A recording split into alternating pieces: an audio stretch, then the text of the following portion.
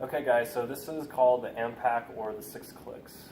Now what the AM-PAC stands for is an acute measure for post-acute care, an activity measure for post-acute care. It was developed by Boston University. The cool thing about this is it really correlates to the patient's daily function and their functional activities of daily life. So it's heavily based on the ICF model. It covers several domains, specifically 269 different ones, so it's rather lengthy, which is why they created the 6 clicks, which is a much more abbreviated form, and that specifically gears towards inpatient, whereas outpatient is a bit more domains, which is I think 15 to 18 items rather than just 6. Now the use of this would be to just kind of track progress of the patient throughout their rehabilitation, as well as have a plan of care for where they're going to go concerning their discharge. And for the format of the 6 clicks, there's 3 different little questionnaires, and one's about basic mobility, which us as PTs are most focused on, but we're also focused on daily activity and applied cognitive. So there's those questionnaires we can also give, and these can be filled out by the patient or they can be filled out by the clinician.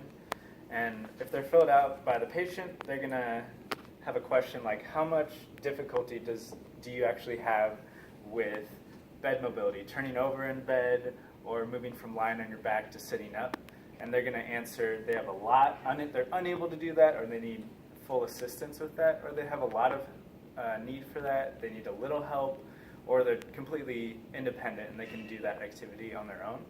So all of those answers correspond with a number, and then you add up the numbers and you have a score.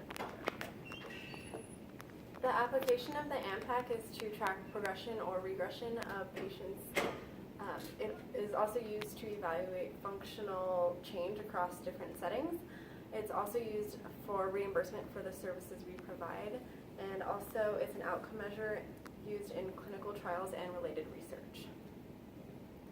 The population that it's used for examines functional outcomes for post-acute care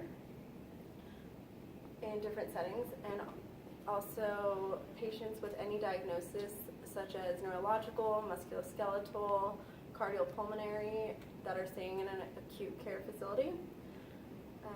Also, it's tested with populations in acute hospital, inpatient rehab, stroke, cancer patients, and geriatric patients, to name a few. And that's it.